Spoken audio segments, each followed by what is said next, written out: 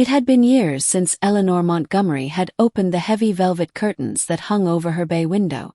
The cottage, nestled at the far end of Alderberry Lane, was once alive with music, conversation, and the smell of cinnamon tea.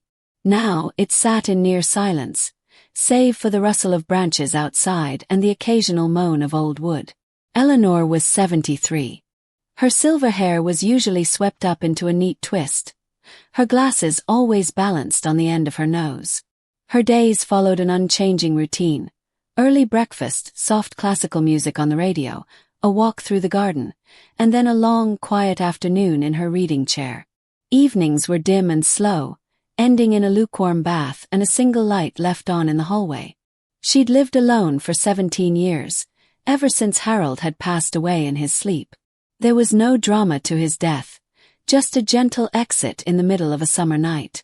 Eleanor had found him still, with his favorite book open on his chest and a faint smile frozen on his face.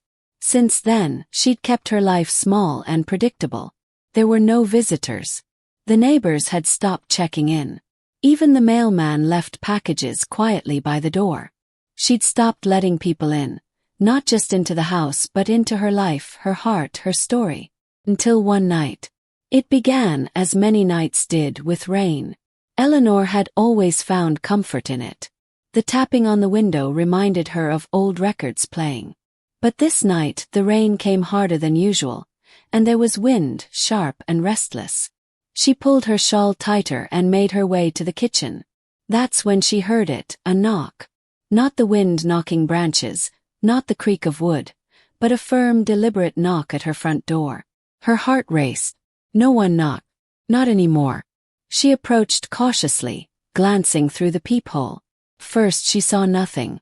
But then a flash of red, a raincoat soaked through, clinging to a thin figure. Eleanor opened the door just an inch. The woman on her porch couldn't have been more than 30. She was shaking, eyes wide, holding a piece of paper. "I'm sorry," the woman stammered. "I didn't know where else to go."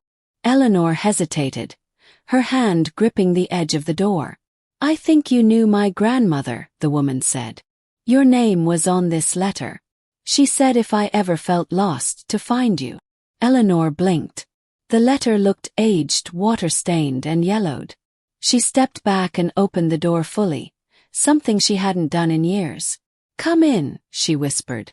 The hours that followed changed everything. The woman's name was Lila.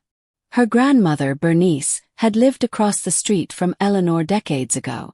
They'd shared afternoon teas, exchanged recipes, watched their children grow. But after Bernice moved away, Eleanor never heard from her again.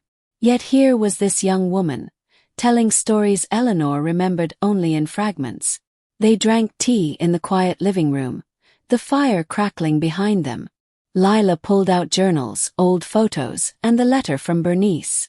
It spoke of Eleanor's strength, of a time she stood up for Bernice when others wouldn't. It spoke of loyalty, of quiet courage, and of the way Eleanor had once held a small community together. "You mattered to her," Lila said gently. "She wanted me to remember that." Eleanor hadn't cried in years. But the tears came softly then, warm and welcome. She realized she had become a ghost in her own life, living, breathing but unseen. That night, Eleanor didn't follow her routine. She didn't turn off all the lights.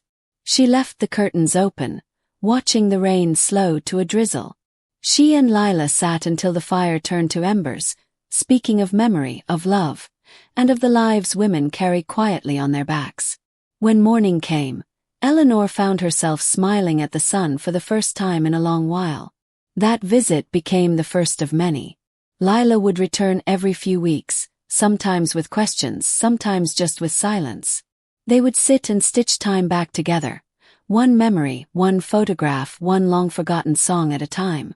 Eleanor started baking again. She reopened her garden. Neighbors who had long assumed she was unreachable began to wave again. One even brought over a tray of muffins. Years had folded into silence for Eleanor. But that knock, that one unexpected night, unfurled something within her. Not youth, not regret, but presence. The realization that even at 73, there are still beginnings. Because sometimes, the deepest doors can only be opened after a lifetime of keeping them shut. And when they do open, they let the whole world in.